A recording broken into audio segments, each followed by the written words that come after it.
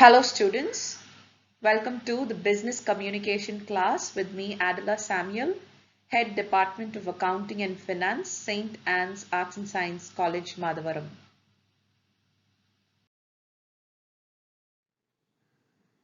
So today's topic is going to be about barriers to communication. There are a lot of barriers that affect the effectiveness of communication. So we are going to see a number of barriers that are affecting the process of communication. Number one are the physical barriers. Number two, wrong choice of medium. Number three, semantic barriers. Number four, cultural barrier. Number five, psychological barrier. And number six, perception barrier. Under a few of these barriers, there are different types of barriers also. So when you take, for example, physical barrier, there are a few types of physical barriers.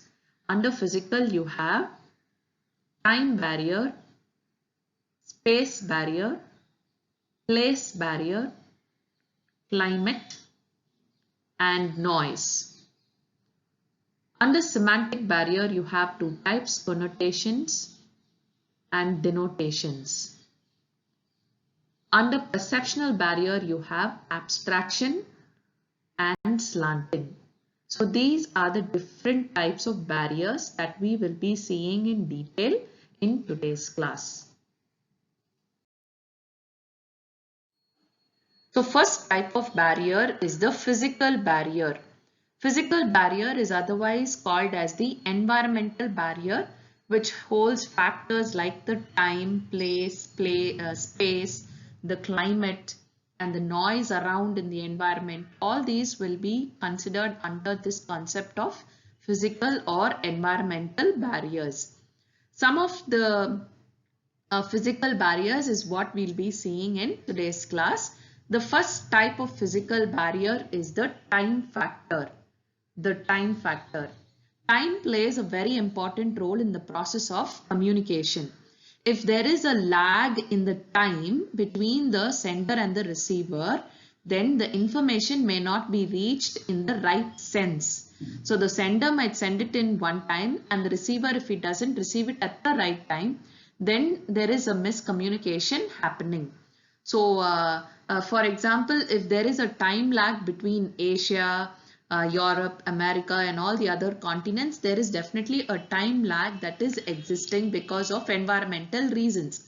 So this time lag has to be taken care when communicating some information from one continent to another continent. So time can cause a barrier to the process of communication.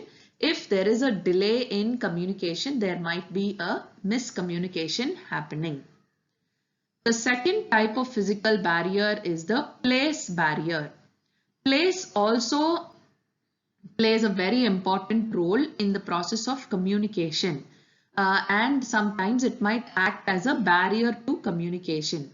A simple comparison between a government office, a government company, a municipal office or a corporation office, compare it to the ambience or the place of work of a multinational company. So let's just the look or the ambience of the place, the surroundings, the environment that you're working in might be a reflection on how communication takes place. So if you compare a corporation office to a multinational company, you can see the environment where they are working, how communication takes place with each other, and how effective they can work in that place and in those places. So that will make a very big difference in the process of communication. So these are the first two types of physical barriers that are present. The third type of physical barrier is the space barrier. Space plays a very important role again in the process of communication because the distance between the person who is sending the message and the person who is receiving the message, if it is too large, then the communication process might not happen properly.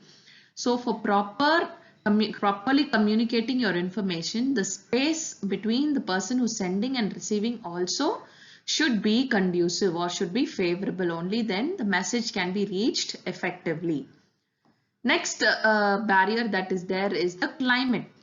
Climate here might refer to how favorable or unfavorable there is a relationship between the person who is communicating the information and the person who is receiving the information. If there is no proper understanding between the person who's talking and the person who's listening, then there might not be any proper communication. So if, say for example, in this picture you can see, if the person shows an attitude where he is not listening at all, then there is no favorable climate that is present between both of them. So there is no proper relationship between both of them. Then in that case, the communication process will not be effective. So that also is another barrier to communication. The climate refers to the favorable or unfavorable relationship that exists between two people. Okay, then the next factor will be the noise factor. So definitely noise also plays a very important physical barrier to effective communication, because the noise, if there is too much of noise when somebody is telling you something, you will not hear the information at all. So that is why we say noise is a physical barrier. Or sometimes shouting also becomes a noise. So if you're angry and you're shouting at somebody else, they might not understand what you're actually trying to tell them. But they will only understand that you're angry and you're shouting at them, but the matter that you want to convey will not be conveyed effectively. So that can also act as a noise. So some of the examples can be like, if you are trying to communicate in a factory, inside a factory when machines are running, you're trying to communicate to the person, there is no effectiveness in the communication. Or if you are communicating in a bus stop or a railway station where there is loud noise happening around you, there is no use of communicating at all. So all these factors might result in physical barrier to effective communication. Next type of communication barrier is the wrong choice of medium. So sometimes people who want to communicate information may select a wrong choice to communicate the message to the other person. So say for example, you want to convey some information through writing to a person who cannot read at all. Then that is a very wrong choice where they cannot get the information at all. So say for example, you're trying to communicate your products that you're going to sell through an advertisement in the television. So say for example, if people are not having television in the rural areas, you cannot communicate to them at all. Or if you want to communicate through some language that people cannot understand, then that will be a wrong choice of medium to communicate. So if a person who wants to communicate information selects a wrong choice of medium through which he is going to communicate, then the entire process of communication will go for a waste. That has to be taken care when communication process is done. The next type of communication barrier that is there is the semantic barrier. Semantic barrier is related to the meanings of the words. It can be a connotative meaning or a denotative meaning of words that are used in the process of communication. So what is this connotative and denotative words? Sometimes when you use words where the meaning of the word is the direct meaning of the word, then we call it as a denotative meaning of the word. If say for example, if you're using a word where only you can understand the meaning, you're trying to use a word which has 2 or 3 different types of meanings in a particular situation, then the receiver should also understand the situation. Only then he will be able to understand the words that you're using. So it can be called as a connotative meaning for a word. If the meaning has 2 or 3 meanings if the word has 2 or 3 meanings to it, we can call it as a connotative meaning of the word. So there are 2 types of barriers. One is denotative meaning and connotative meaning. So semantic barriers might be because of the meanings that is given to the words. Or sometimes you can use words with different meanings. You can use words with bad expression where you're going to say sarcastically, you say something but you actually mean the opposite of what you're saying. So in that case, the people who are listening to you might not take it in the right sense. They might understand it in the wrong sense. That can also become a semantic barrier. Or if you're using faulty translations, if you're translating the same word into another language and you made a mistake in the translation, then again it can be because of the semantic barrier problem. Or it can also be because of technical jargons or unclarified assumptions. Like for example, if you're using a technical word which the other person cannot understand, technical terms, computer terms or information technological terms that you're using and the other person cannot understand, then they will not get the original meaning of your message. So all these can be part of semantic barrier. So these are the next two types of barriers that are present under barriers to communication. The next comes cultural barrier. So business communication has to cut across different types of cultures and they have to overcome this particular barrier. So cultural barrier is one of the very important barriers in case of business communication. So if you take culture as a barrier, there are a lot of things that you can talk about culture. So the language, because of the cultural difference, that it might be different. The way they greet people, the way they talk to people, the way they communicate with people, based on their culture, it will differ.